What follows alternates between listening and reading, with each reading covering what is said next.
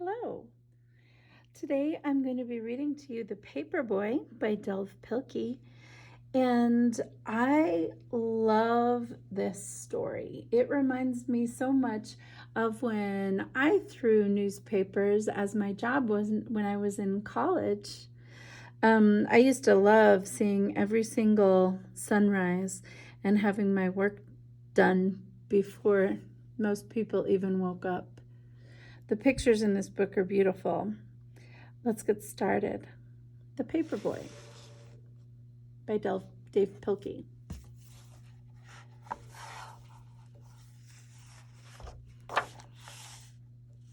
The Paperboy by Dave Pilkey.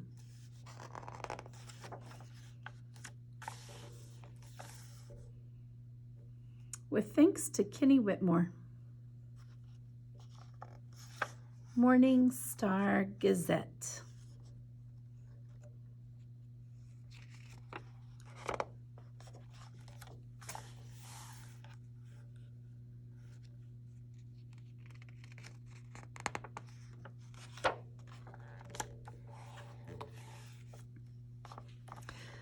The mornings of the Paperboy are still dark, and they are always cold, even in the summer.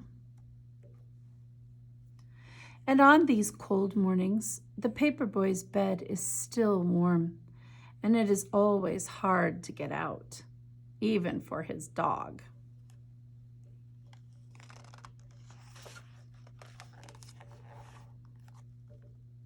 But they do.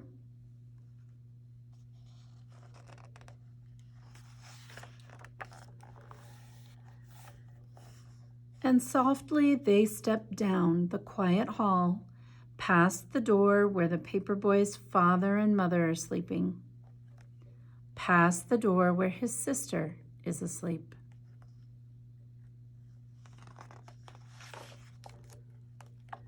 And down to the kitchen where they eat from their bowls.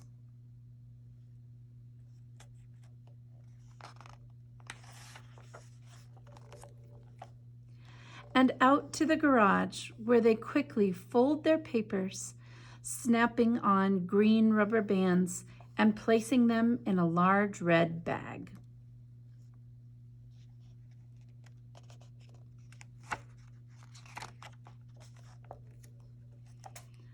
It's hard to ride a bike when you are loaded down with newspapers, but the Paperboy has learned how to do this, and he is good at it.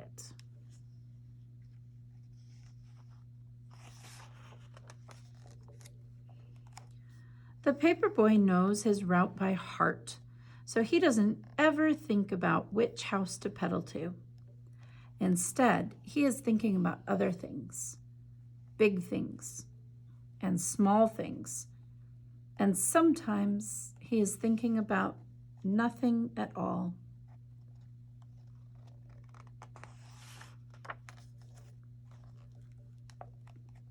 His dog, too, knows this route by heart. He knows which trees are for sniffing. He knows which bird baths are for drinking, which squirrels are for chasing, and which cats are for growling at.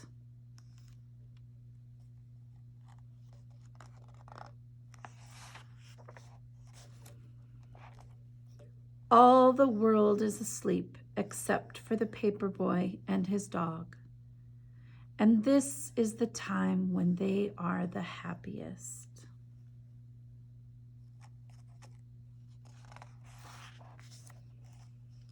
But little by little, the world around them wakes up. The stars and the moon fade away, and the skies become orange and pink.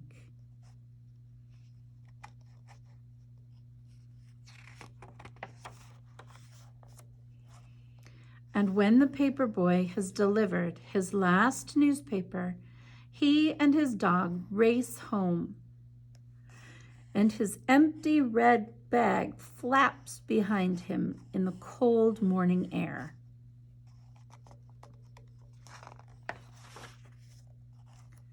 Soon they are back home.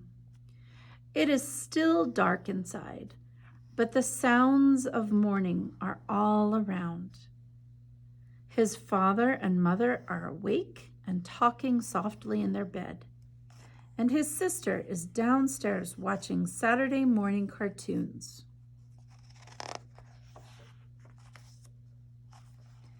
And back inside his own room, the Paperboy pulls down his shade and crawls back into his bed, which is still warm. And while all of the world is waking up, the Paperboy is going back to sleep, and his dog is sleeping too. Their work is done.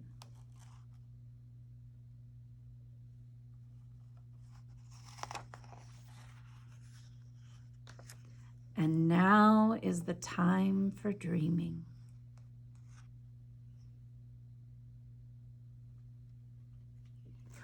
The end.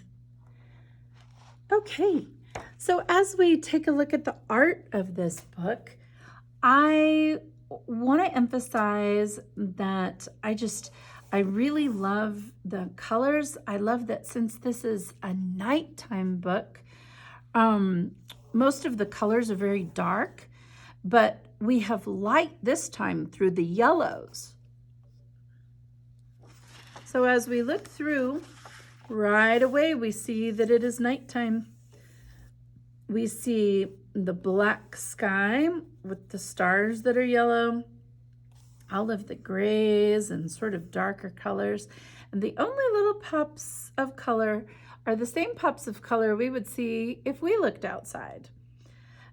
We see all of the whites are sort of like popping out as a bright gray. We see the yellows. I love how it really feels like night. And I love too that sometimes how the clouds are at night and the moon, even when it's nighttime, the moon casts shadows. And we see these shadows here.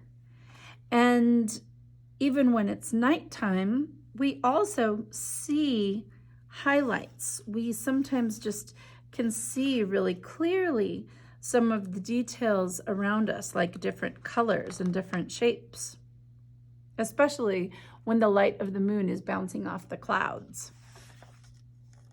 So when we think about how to paint night or how to paint things that are dark, we can really look at the Paperboy and take a look at how some of the bright colors are still there. It doesn't all have to be just blacks and grays or indigos and grays. You can have full colors. You can have purples and greens. There are just different ways that you can incorporate the shadows. We have this person here in silhouettes. They're dropping off the papers. We have this bright yellow beam letting us know that this person is awake. We see the shading from like the shadows where the moon is here and the shadows are kind of moving away from where that light source is. And the brighter colors, Dave Pilkey is taking advantage of that opportunity to show what color the houses are. Here we are inside, and I like the texture of the wood. Look how simply you can make the texture of wood. You can just blend colors together.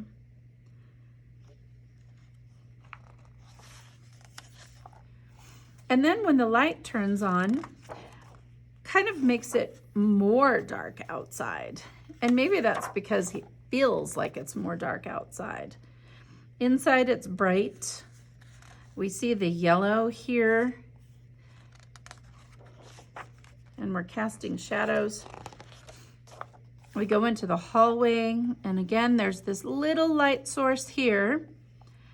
And look how it spreads out.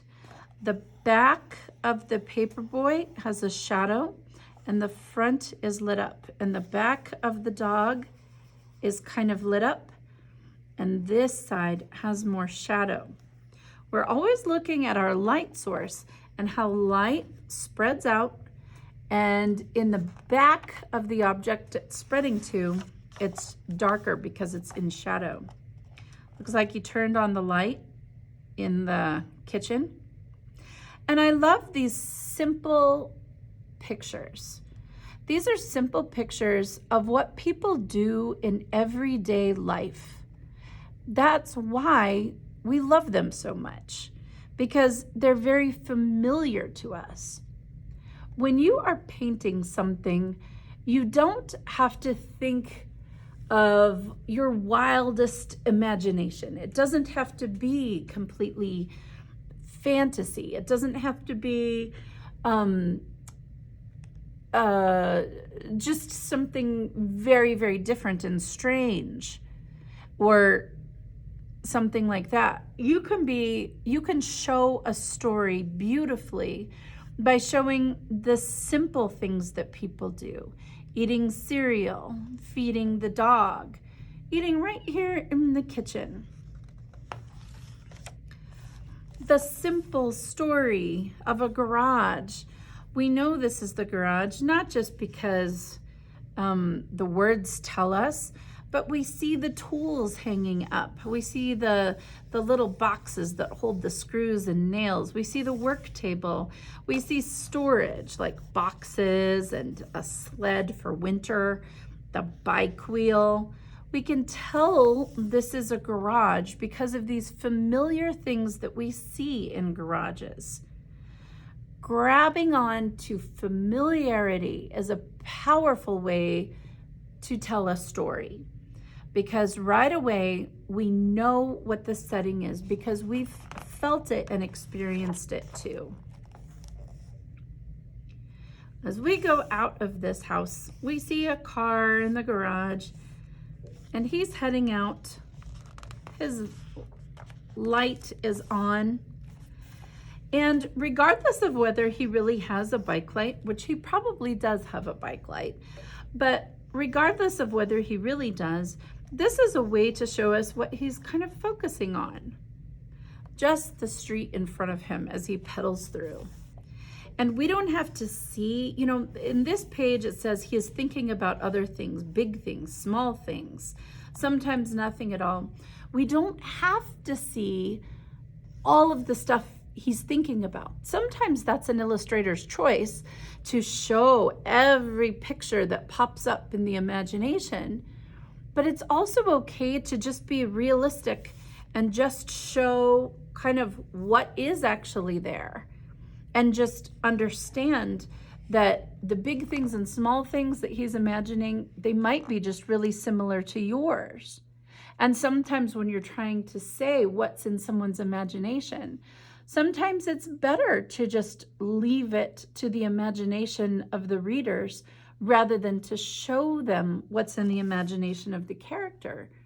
Because we all imagine different things, don't we? But there are some things that are very, very similar in our experience. Here we are going over this little brook or ditch, maybe a little creek. See the little shadow here. This little action shot of chasing a squirrel and seeing the cat, seeing the bird bath. Here's this peaceful little town. Everyone is asleep. And then I love this. We see the bright sunrise that I saw so many of when I was in college delivering papers. I love those pink and orange sunrises. And look, some of the windows are starting to pop open. They're starting to brighten as people turn on their lights inside.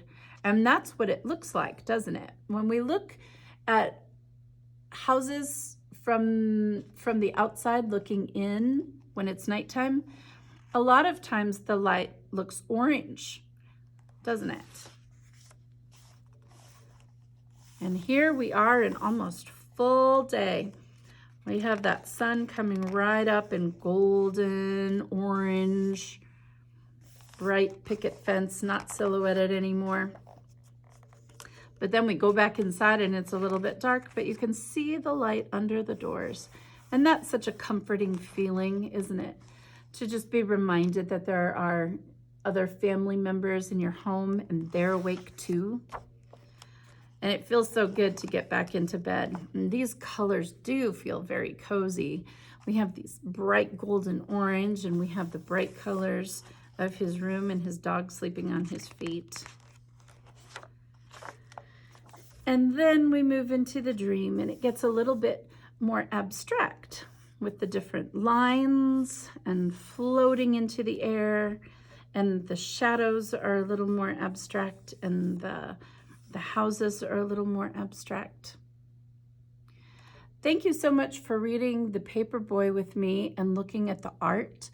I hope that the next time you think of drawing or painting a night scene, you think back to The Paperboy and use some of these instructions and use some of the artwork in here as a mentor piece for how you approach it. Thank you.